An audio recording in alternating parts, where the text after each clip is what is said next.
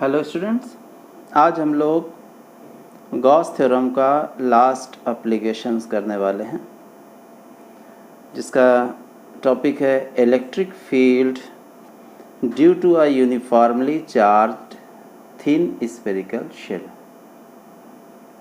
यहाँ पर सबसे पहले हम आपको एक चीज़ बताते हैं, उसको ध्यान रखिएगा। जैसे एक होता है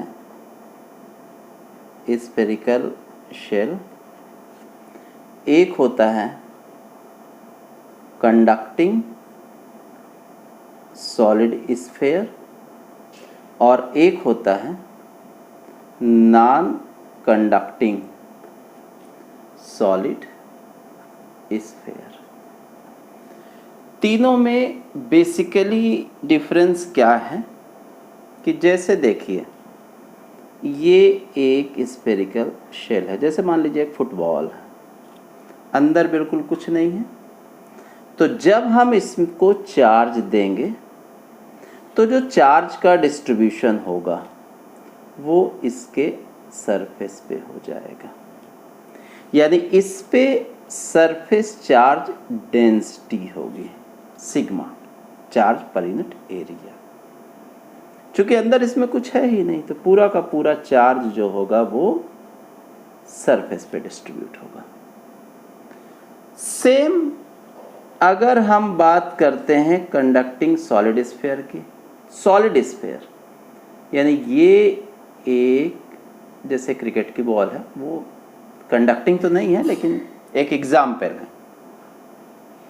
अब पूरे में मास है, तो जब आप इसमें भी कहीं पर भी, यहाँ पर भी आप चार्ज दोगे, यहाँ दोगे, यहाँ दोगे, तो वो पूरा चार्ज एक दूसरे से रिपल करके कहाँ पे आ जाएगा? सरफेस पे। यानी जैसे चार्ज का डिस्ट्रीब्यूशन स्फेरिकल शेल में होगा, उसी तरह से चार्ज का डिस्ट्रीब्यूशन सॉलिड स्फीयर में, कंडक्टिंग सॉलिड स्फीयर में होगा। तो इसमें भी कौन सी चार्ज डेंसिटी आएगी? Surface charge density. ये आपको ध्यान रखना है। यानी जो एक्सप्रेशन आप स्फेरिकल शेल का निकालेंगे, वही सेम एक्सप्रेशन, सेम कॉन्सेप्ट, सब कुछ एक जैसे, वो आपका होगा कंडक्टिंग सॉलिड स्फीयर का। तो हम अगर इसको सॉल्व करते हैं तो वो भी, मतलब ये भी इसी तरह से ही होगा।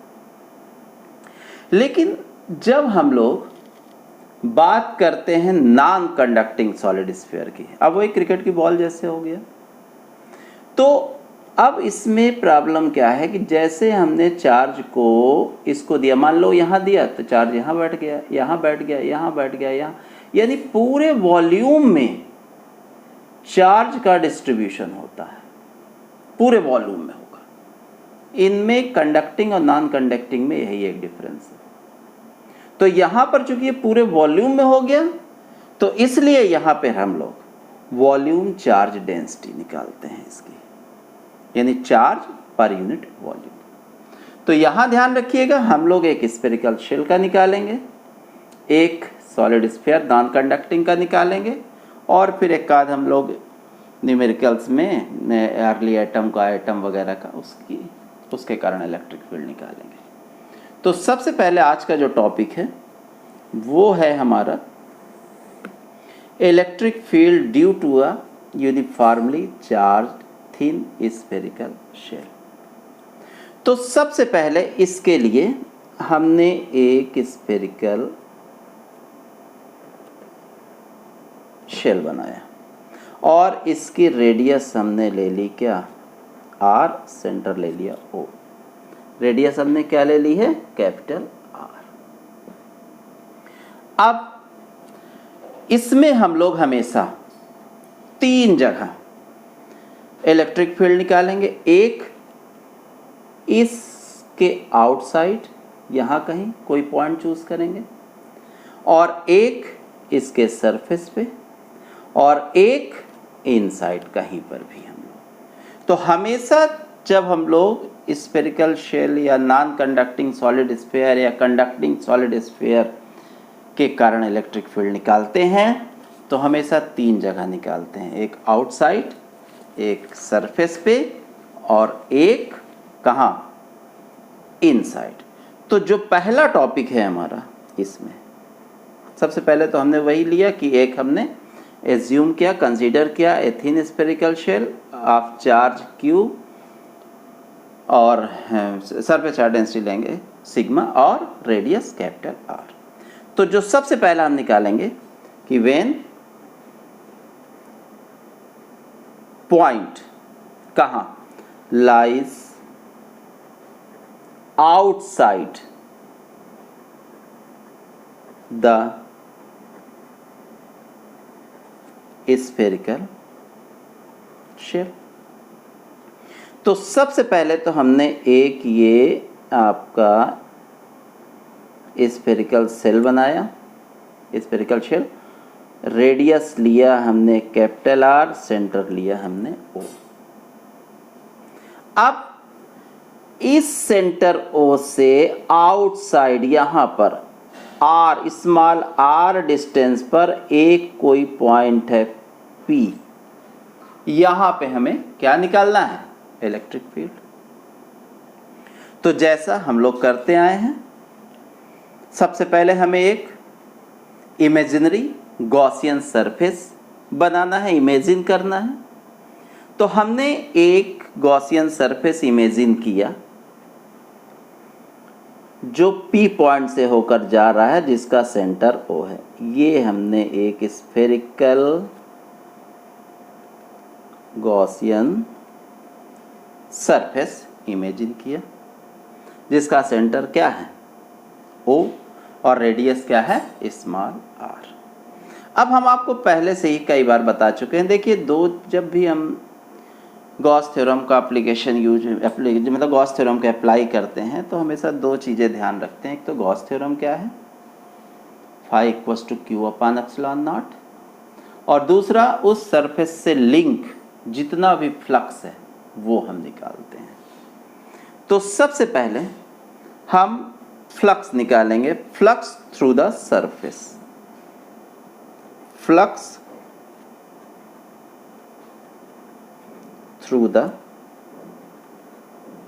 सरफेस। पूरे सरफेस को हम ले रहे हैं, हालांकि हमें इमेजिन आप कर सकते हैं एक छोटा सा, फिर पूरा आप निकाल लीजिए। तो सबसे पहले आपने क्या किया होगा, यहाँ पे एक छोटा सा सरफेस इमेजिन किया होगा, ds इलेक्ट्रिक फील्ड। तो आप लोग भाई यहाँ पे ये चार्ज डिस्ट्रीब्यूट है तो इलेक्ट्रिक फील्ड हमेशा रेडियली आउटवर्ड ही जाएगा, ये भी आप जानते हो सब लोग, ठीक। और इलेक्ट्रिक फील्ड और ds इन दोनों के बीच का एंगल हर जगह देखिए, यहाँ पे लेंगे एरिया वेक्टर और E, दोनों के बीच का एंगल वही होगा 0 डिग्री। तो फ्लक्स फाई इक्वल्स टू हो जाएगा E डॉट ds। आप छोटा छोटा जब आपने लिया, पूरे का एरिया आपने निकाला, तो फाई इक्वल्स टू हो गया E इंटू ds, ये रेडियस r है, तो सरफेस एरिया हो गया 4 pi r square. This is equation number first. Clear. अब अगली चीज, according to Gauss theorem, according to Gauss theorem आप जानते हो, flux 1 upon epsilon naught into Q। इसको ले लीजिए सेकंड इक्वेशन। अब दोनों को कंपेयर कर लीजिए। तो जैसे ही आप कंपेयर करते हो from first and second,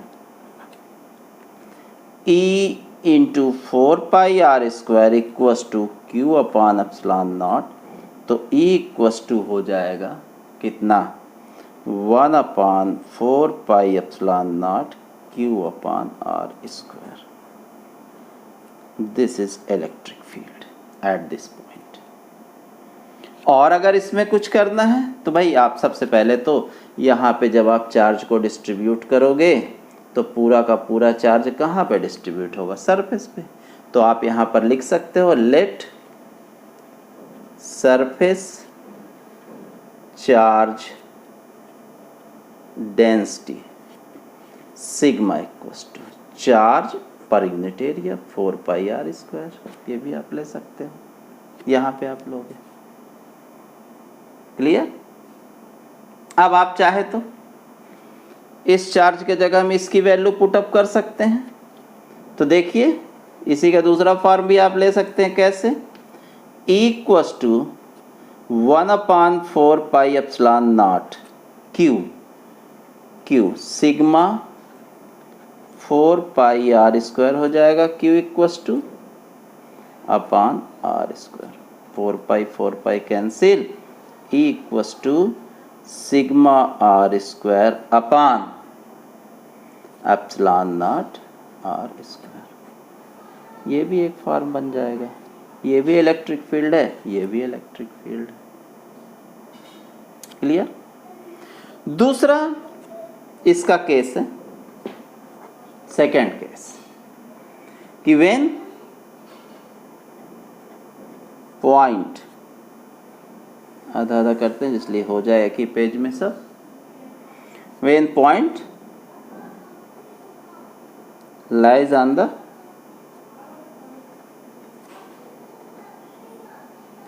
spherical shell, मतलब कहाँ? At surface. तो भैया ये आपने एक स्फेरिकल शेल लिया हुआ है, रेडियस कितना लिया हुआ? r। अब आप ये जो पॉइंट यहाँ एज्यूम किया था ना इसके बाहर यहाँ पे, अब वो पॉइंट आप यहाँ एज्यूम करिए। कितने डिस्टेंस पे? r पे।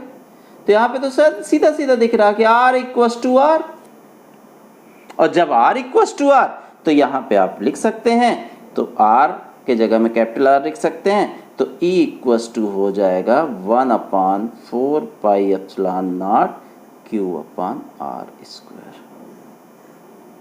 ये आपकी इलेक्ट्रिक फील्ड हो गई। क्लियर? सेम इसमें भी आप लिख सकते हैं। तो E इक्वस टू क्या हो जाएगा? सिग्मा/ε0। क्लियर? इस वाले में अगर रखेंगे तो E इक्वस टू, भाई आर आर कैंसिल हो जाएगा, सिग्मा/ε0 आ जाएगा। अब तीसरा केस, तीसरा जब इनसाइड अंदर है, when point lies inside the spherical shell.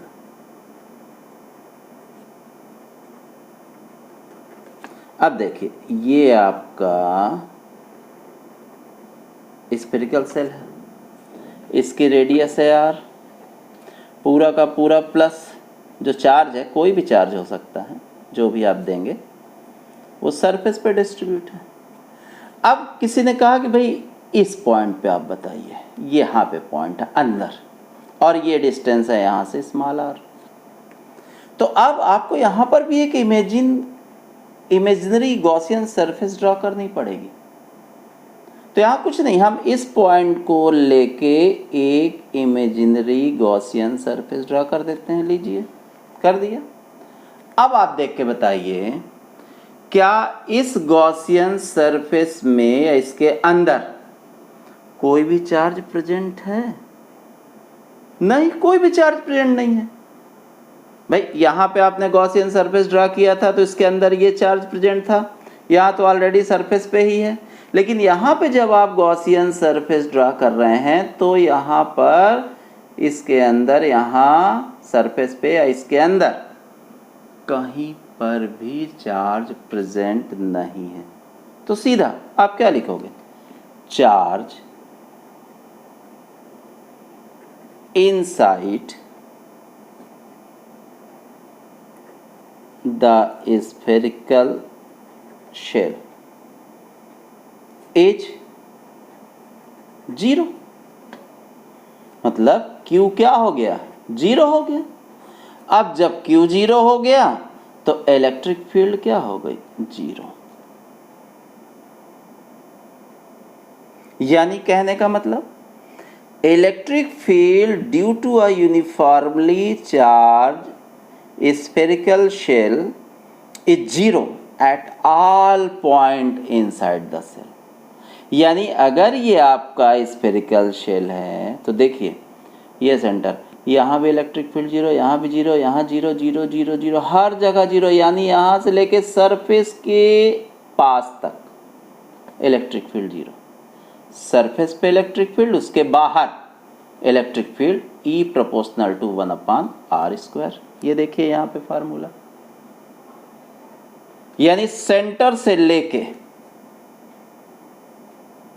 कहां तक, सरफेस तक, सरफेस के थोड़ा सा पहले तक जीरो। यानी अगर आप वेरिएशन भी ड्रा करना चाहेंगे, जैसे ये ले लीजिए वेरिएशन, ये देखिए इधर आपने डिस्टेंस ले लिया स्मॉल r, यहाँ r एक जीरो है, यहाँ मान लीजिए सरफेस है r इक्वस टू r, ये इलेक्ट्रिक फील्ड है। तो देखिए r जब जीरो है यहाँ पे इलेक्ट्रिक फील्ड जीरो, यहाँ पे जीरो, यहाँ पे जीरो, यहाँ जीरो, यहाँ, यानी सरफेस तक आपकी ये इलेक्ट्रिक फील्ड बिल्कुल जीरो।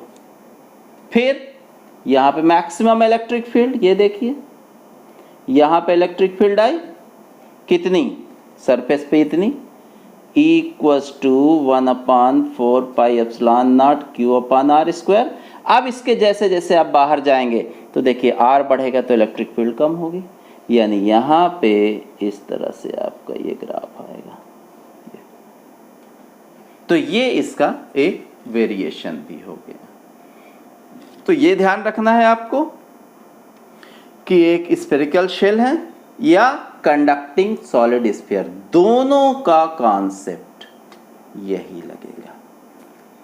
अब हम आपको नॉन कंडक्टिंग सॉलिड स्फीयर के कारण जो इलेक्ट्रिक फील्ड बनेगी उसकी हम बात करेंगे, उसकी बात बताएंगे। तो हमारे हिसाब से ये तो बहुत इजी है और ये एग्जाम में भी पूछा जाता है, तो इसको आप लोग अच्छे से तैयार कर लीजिएगा। अब हम अपने दूसरे टॉपिक की तरफ जाते हैं कि electric field due to a non conducting solid sphere.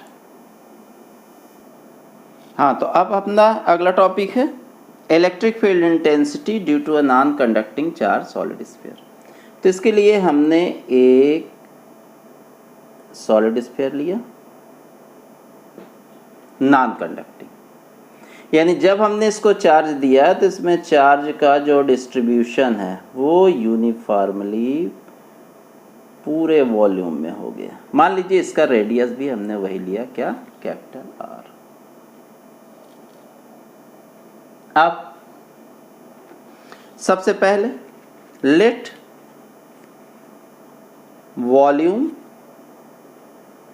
Charge density, तो वॉल्यूम चार्ज डेंसिटी क्या होती है, रो charge per unit volume.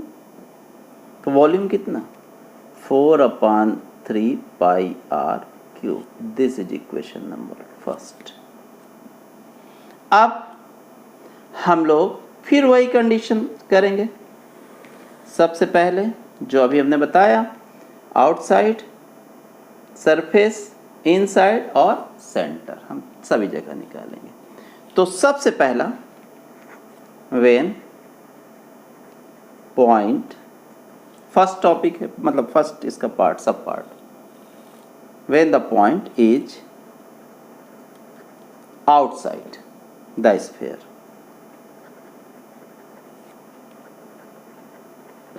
Same concept जैसे हमने स्फेरिकल शेल का किया, ये आपका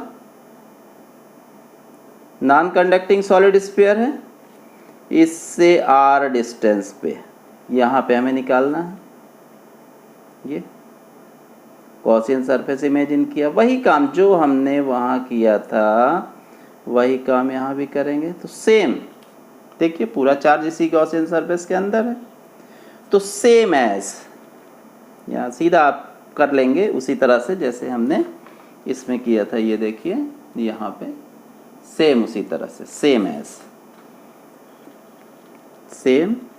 एज स्फेरिकल शेल।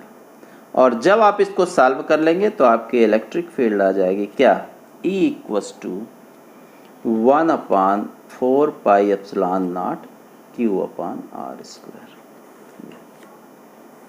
ये तो ठीक है, लेकिन यहाँ देखिए जब आपने ये चीज़ निकाल लिया था, सेम इसी तरह से आपको इसमें भी निकालना है।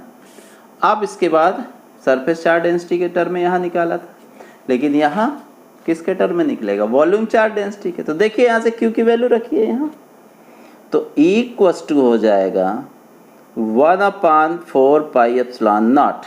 ध्यान दीजिएगा जरा, Q rho 4/3 pi are cube upon r square. इस क्यू के जगह में ये क्यू, ये वैल्यू हमने यहाँ रख दिया। तो देखिए 4 पाई कैंसिल, ये क्या आ गया, इलेक्ट्रिक फील्ड आ गई।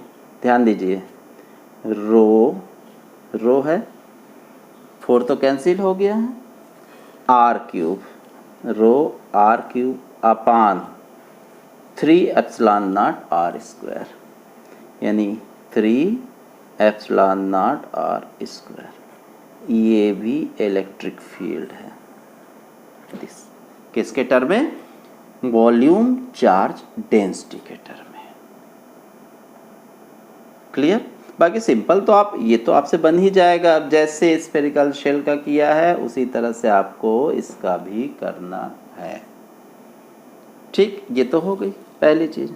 अब दूसरी कंडीशन, व्हेन पॉइंट कहाँ पे है, इज ऑन द सरफेस।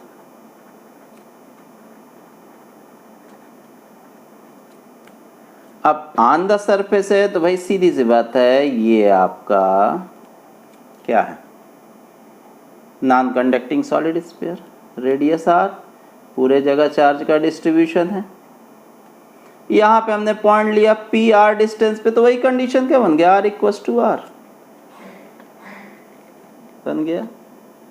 रख दीजिए, इसमें भी रख दीजिए, इसमें भी रख दीजिए, तो इक्वस टू हो जाएगा 1/4 pi epsilon naught Q upon r square. एक तो ये आ जाएगा, और सरफेस चार्ज डेंसिटी के टर्म में अगर आप निकालना चाहोगे, आर आर एक कैंसिल, इक्वस टू आ जाएगा rho r upon 3 epsilon naught. ये आ जाएगा इलेक्ट्रिक फील्ड। आप लेकिन इसमें जो थर्ड पार्ट है इनसाइड, उसको आपको जरा ध्यान से देखना है। तो नेक्स्ट है, when the point lies inside the surface या sphere। ये तो देखिए बड़ा सा एक फिगर बनाते हैं। ये आपका एक सॉलिड स्फीयर है, नॉन कंडक्टिंग, इसकी रेडियस है r, पूरे में चार्ज का डिस्ट्रीब्यूशन है, ये देखिए ये है। अब मान लीजिए हमको बोला गया इस पॉइंट पे निकालिए, ये डिस्टेंस है r इनसाइड p पॉइंट पे। अब देखिए आप, अब हम यहाँ से जब एक गॉसियन सरफेस को इमेजिन करेंगे, अब देखिए कुछ ये चार्ज में बाहर है, कुछ ही तो अंदर है, तो अब हम इतने में चार्ज पर यूनिट वॉल्यूम निकालेंगे कि इतने वॉल्यूम में कितना चार्ज है, पूरे में कितना है, फिर इतने में कितना है। तो देखिए हम लोग जानते क्या हैं कि चार्ज पर यूनिट वॉल्यूम कितना, रो। तो देखिए चार्ज पर यूनिट वॉल्यूम हमने कितना लिया है, रो, और रो की वैल्यू मालूम है, यूनिट वॉल्यूम में इतना चार्ज। तो हमें क्या निकालना है, चार्ज इंक्लोज्ड, कितना चार्ज इंक्लोज्ड है बाय द गॉसियन सरफेस। तो भैया यूनिट वॉल्यूम में कितना चार्ज, इतना, कितना यूनिट वॉल्यूम में चार्ज कितना है, Q/4/3 पाई आर क्यूब। ये यूनिट वॉल्यूम में इतना चार्ज है, तो इतने वॉल्यूम में कितना चार्ज होगा, इसके अंदर का निकाल रहे हो ना, तो इसका वॉल्यूम आपको लेना है। फिर से देखिए, ये जो टर्म है ये यूनिट वॉल्यूम में चार्ज है, समझ रहे हैं बात को। यूनिट वॉल्यूम में इतना चार्ज, तो इतने वॉल्यूम में कितना चार्ज इनटू इसका वॉल्यूम कर देंगे हम, 4/3 पाई आर क्यूब। तो देखिए यहाँ से देखिए 4/3 ये कैंसिल, कितना चार्ज हो जाएगा, ध्यान दीजिए, Q/r³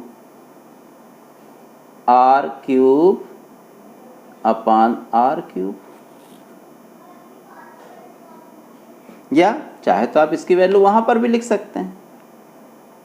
क्लियर। अब देखिए, चलिए ध्यान दीजिए,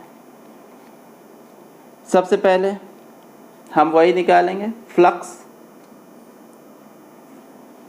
फ्लक्स कितना इंक्लोज्ड है,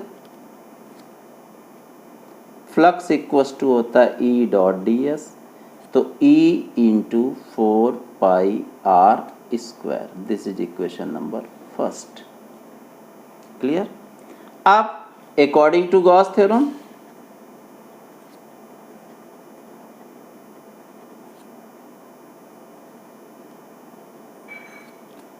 गॉस थ्योरम क्या बोलता है, फ्लक्स इक्वल्स टू 1/ε0 टाइम्स कितना चार्ज इंक्लोज्ड है। सबसे पहले तो हम सिंपल वे पे इसको निकाल लेंगे बिना इसका यूज किए हुए, फिर हम इसका भी यूज बताएंगे कहाँ। तो देखिए, सबसे पहले तो हम उसी तरह से दोनों को कंपेयर करेंगे, लेकिन यहाँ देखिए चार्ज, यूनिट वॉल्यूम में चार्ज कितना है रो, तो इतने वॉल्यूम में कितना चार्ज होगा, फ्लक्स इक्वल्स टू 1/ε0, कितना चार्ज इतने वॉल्यूम में। फिर से देखिए, इसको 2 मिनट के लिए भूल जाइए, इसको देखिए, यूनिट वॉल्यूम में चार्ज कितना है रो, तो इतने वॉल्यूम में कितना होगा, rho into 4/3 pi are cube, this is equation number second. ठीक। अब फर्स्ट और सेकेंड को कंपेयर करिए, फर्स्ट एंड सेकेंड। तो देखिए, E into 4 pi are square equals to,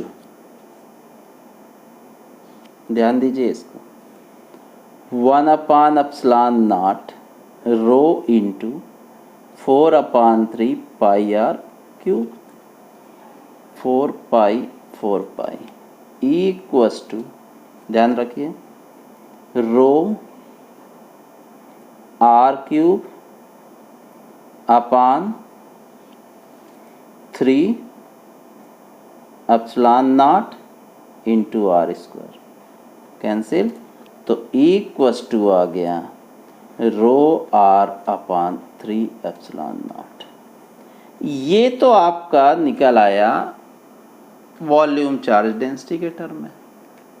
लेकिन अगर इसी में सिर्फ चार्ज के टर्म में निकालना होता क्यू के टर्म में, तो यहाँ देखिए, ये हमने इसीलिए निकाला कि देखिए E इंटू, ये देखिए सेकेंड मेथड है, ध्यान रखिएगा, सेकेंड फार्मूला निकलेगा इससे, E into 4 pi are square है ये इक्वल्स टू इसके होगा फ्लक्स, तो 1/ε0। अब ये चार्ज कितना था, अब Q तो नहीं है ना, Q/r³ अपान r³, तो Q/r³ अपान r³। तो जब आप इसको सॉल्व करेंगे तो इक्वल्स टू 1/4 पाई ε0, एक से ये कैंसिल, r आएगा, Q आएगा, अपान कितना आएगा, ये r³। ये भी इसका एक फार्मूला है इसके टर्म में। और दोनों ही कंडीशन में देखिए E is directly proportional to R। देखिए ये दोनों अलग अलग हैं, कभी ये भी पूछा जा सकता है, ये भी पूछा जा सकता है। तो ये चार्ज के टर्म में है, इसका यूज किया गया है, और ये surface sorry volume charge density के टर्म में है, यहाँ यूज किया गया। तो जो आपको जी सभी हमने देखी दोनों ही कंडीशन में, चार्ज के टर्म में भी और वॉल्यूम चार्ज डेंसिटी के टर्म में भी, दोनों ही कंडीशन में यहाँ निकाल दिया। बस यहाँ आपको इसमें ध्यान रखना है, क्योंकि ये नॉन कंडक्टिंग सॉलिड स्फीयर है, तो जब इन साइड में आप लोगे तो सीधी सी बात है भैया, चार्ज कम हो जाएगा। सरफेस चार्ज डेंसिटी भी तो चार्ज कम हो गया, तो रो भी कम हो गया। तो चार्ज के टर्म में ऐसे निकाला जाता है इतना चार्ज, और अगर सरफेस के वॉल्यूम चार्ज डेंसिटी के टर्म में निकालना है तो ऐसे निकालिए। अब इसी में एक और पूछ सकता है कि बताइए सेंटर पे क्या होगा, एट सेंटर। तो भैया सीधा सा है, सेंटर यानी ये पॉइंट यहाँ आ गया, तो सेंटर पे क्या हो गया, आर की वैल्यू क्या ले लिया, 0। स्मॉल आर जब 0 हो गया तो इलेक्ट्रिक फील्ड कहीं पर भी रख दीजिए, दोनों में इलेक्ट्रिक फील्ड क्या हो गई, 0। यानी कहने का मतलब, जैसे अगर इसी में वेरिएशन पूछा जाए कि भैया आप इसका ग्राफ ड्रा करिए, तो देखिए इधर आपने ले लिया आर, इधर ले लिया इलेक्ट्रिक फील्ड, ये आर इक्वस टू 0 ले लिया, यहाँ r equals to capital R ले लिया। तो जब ये एक नॉन कंडक्टिंग सॉलिड स्फीयर है, तो देखिए ये है सेंटर, सेंटर पे इलेक्ट्रिक फील्ड 0। अब सेंटर से लेके सरफेस तक देखिए E is directly proportional to R, यानी जैसे जैसे R बढ़ेगा इलेक्ट्रिक फील्ड भी बढ़ेगी, यानी ये बढ़ा, ये बढ़ा बढ़ा बढ़ा बढ़ा, यहाँ ये सरफेस आ गया, यहाँ सरफेस आ गया। अब यहाँ पर मैक्सिमम हो गई। अब उसके बाद सरफेस के बाहर देखिए इनवर्सली है E प्रोपोर्शनल टू 1/r²। तो अब इसके बाद इलेक्ट्रिक फील्ड कम होती जाएगी, कम होती जाएगी, और ये इसमें टच नहीं होगा, ये इन्फिनिटी में टच होगा। तो ये वेरिएशन हो गया, इधर आपका E प्रोपोर्शनल टू 1/r² और इधर E प्रोपोर्शनल टू R, और सेंटर पे 0। तो ये आपका एक फॉर्म, मतलब एक non conducting charge solid sphere की इलेक्ट्रिक फील्ड है, तीनों ही कंडीशन में। तो इसको आप अच्छे से तैयार कर लीजिएगा। ओके, हमारा नेक्स्ट है electric field of an early model of atom. जैसा आप जानते हैं कि ये आपका एक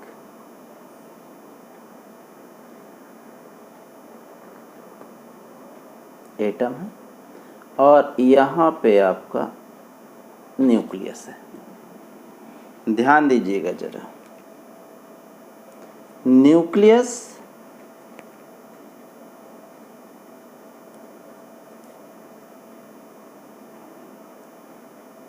has a charge plus Ze, इतना तो आप जानते ही हैं, और इसके चारों तरफ Z इलेक्ट्रॉन है। तो इलेक्ट्रॉन पे जो चार्ज होगा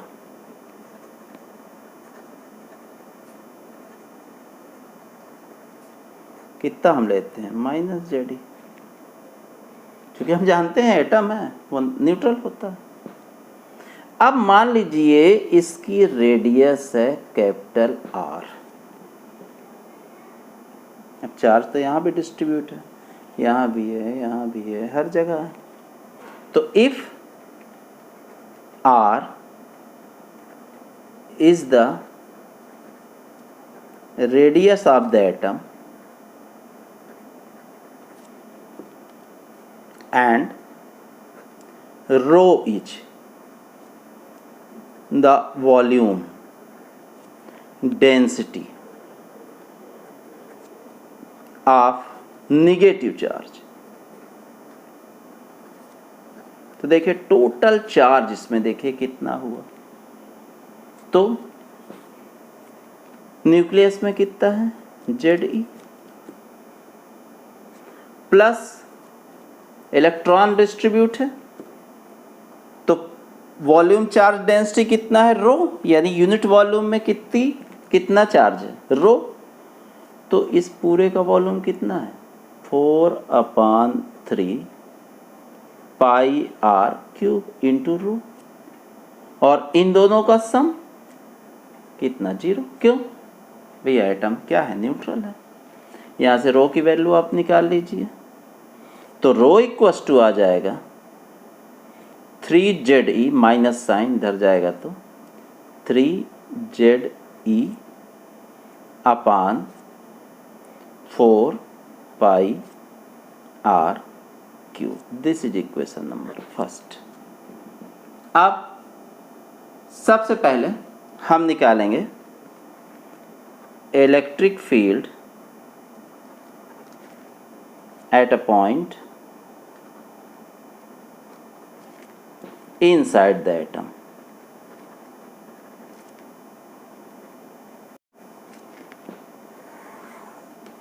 First, ये अब सेम यहां देखिए, इसी में देखिए, इनसाइड मान लीजिए यहां पे हमें निकालना है, इसकी रेडियस हमने ले लिया, कुछ भी हम रेडियस ले सकते हैं, मान लीजिए हमने रेडियस ले लिया R1 थोड़ी देर के लिए, ये R1। यहां से हमने एक स्फेरिकल सरफेस बनाया, गॉसियन सरफेस इमेजिनेशन, सीधा consider a spherical surface of radius R1। तो अब इसके अंदर कितना चार्ज है, देखिए ध्यान दीजिए, charge enclosed by the Gaussian surface. इस सरफेस को कुछ नाम देते हैं हम, S1 दे दीजिए, S1। कितना चार्ज है निकाल चुके हैं आप, सेम यही कॉन्सेप्ट, ZE है यही अंदर, प्लस यहां तो पूरे के लिए निकाला था, अब कितना रेडियस है, R1 निकाल लीजिए, plus 4/3 pi R1 cube into rho. अब इस रो की वैल्यू रख दीजिए, तो Q equals to ZE plus 4/3 pi R1 cube into rho, minus पे है 3ZE upon 4 pi are cube. ये हो गया, ZE कॉमन ले सकते हैं आप, देखिए 4 पाई यहाँ से कैंसिल हो जाएगा, Q इक्वस टू आपने ZE कॉमन लिया, यहाँ देखिए क्या बचा 1, ये माइनस यहाँ आया, यहाँ देखिए 3 भी कैंसिल हो जाएगा, ZE कॉमन हो गया, तो R1 क्यूब अपान कैपिटल R क्यूब, ये चार्ज हुआ। क्लियर? अब चार्ज तो हमने निकाल लिया, अब सेम अपना वही कॉन्सेप्ट जो हम फ्लक्स निकालेंगे, फिर गॉस थ्योरम से कंपेयर करेंगे। तो flux linked with the surface,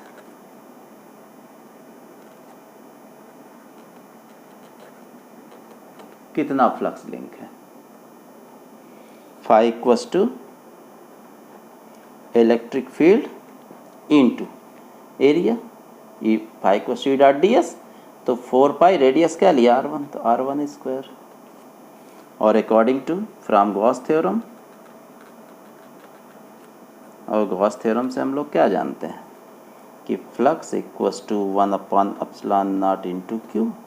बस जिसको मान लीजिए सेकेंड, इसको थर्ड, इसको फोर्थ, सेकेंड थर्ड फोर्थ को कंपेयर करिए, from second third and fourth, तीनों को देखिए, क्योंकि वैल्यू बस यहाँ रखनी है, सबसे पहले इन दोनों को देखिए, तो E into 4πr1² equals to 1/ε0 into ये Q है, और Q की वैल्यू हमने ये निकाला हुआ है, कितना, ZE, और ब्रैकेट के अंदर 1 माइनस r1³ अपान r³, ये हो गया। क्लियर? सॉल्व कर लीजिए। E इक्वस टू ZE अपान 4π, इसको भी छोड़ देते हैं, 4πε0, नीचे आया r1² यहाँ आ जाएगा, तो ये हो जाएगा 1/r1² माइनस r1³, r1², तो r1 बस बचेगा। क्लियर है? तो r1/r³। अब आप r लीजिए, r1 लीजिए, आपके ऊपर है। ये आपके इलेक्ट्रिक फील्ड निकल आई। अगर r लिए हैं तो इलेक्ट्रिक फील्ड क्या हो जाएगी, ZE upon 4πε0 1/r minus r/r³, r², sorry, this is the electric field. अब इसी में आउटसाइड द एटम ले लीजिए। Second case, electric field at a point outside the atom. देखिए, इसमें अगर आप यहाँ पे लेंगे तो एक गॉसियन सरफेस आप ड्रॉ करेंगे, और इसके अंदर तो ये एटम क्या है, न्यूट्रल है, तो नेट चार्ज कितना होगा, 0। और जब नेट चार्ज 0 हो गया तो इलेक्ट्रिक फील्ड क्या हो जाएगी, 0। ये ध्यान रखिएगा। क्लियर? इसी तरह से तीसरा भी आप निकाल सकते हैं। Electric field at a point on the surface of the atom. Surface पे देखिए, सरफेस पे क्या है, r के इक्वल हो गया,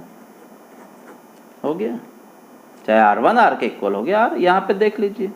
तो जब ये दोनों इक्वल हो गया तो देखिए r 1/r², 1/r² कैंसिल, तो इलेक्ट्रिक फील्ड यहाँ पर भी क्या हो जाएगी, 0। तो इस तरह से आप इस एटम में भी आप लोग नेट इलेक्ट्रिक फील्ड, उसके कारण निकाल सकते हैं। तो ध्यान रखना है आपको कि सरफेस पे 0, आउटसाइड 0, एटम न्यूट्रल है, बस इनसाइड आपको निकालना पड़ेगा। तो इतना है आपका इलेक्ट्रोस्टैट फर्स्ट पार्ट पूरा, और इसको आप लोग थोड़ा ध्यान से पढ़िएगा। बाकी नेक्स्ट अब स्टार्ट करेंगे इलेक्ट्रोस्टैटिक का second part, electric potential and capacitance. तो सबसे पहले जो हम स्टार्ट करेंगे वो करेंगे पोटेंशियल। Okay, thank you.